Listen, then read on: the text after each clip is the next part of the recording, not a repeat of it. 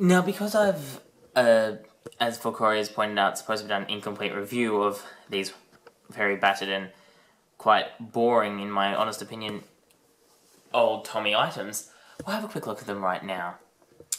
So, we've got this log car here, which came in the set, pardon me, with James. And you can see it's got the 3 removable hollow logs,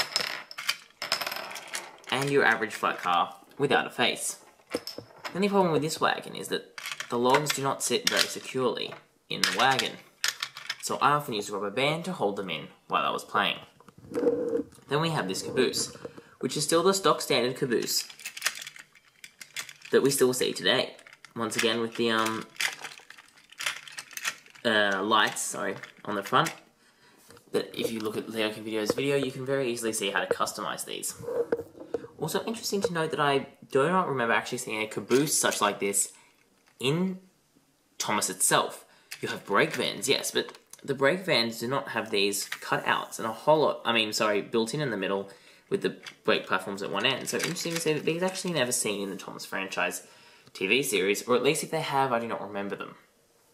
Now I move on to the Wellsworth Station, which came with a basic Thomas starter set. We've got a little loo on the outside, the signs, the 2 a little slightly damaged trees. We've got this waiting area thing with a broken pylon, and we've got this fence which is also broken.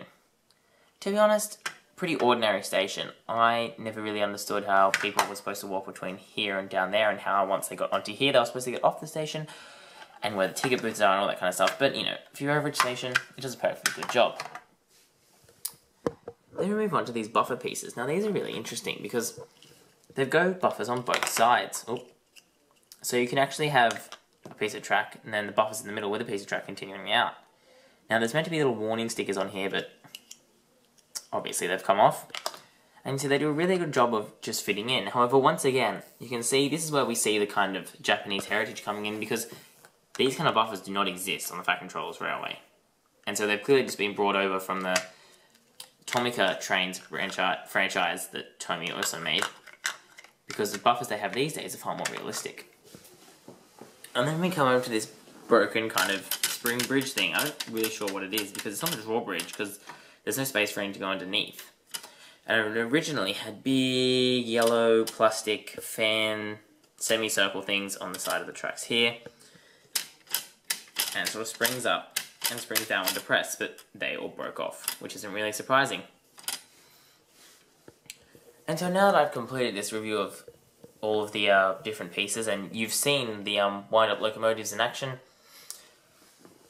I'll have to say that Henry's going to have to pull these trucks down the layout, because there's not much left of Thomas anymore, as was shown in my previous Trackmaster Tomy video. So that's all for now from TrainzXtreme.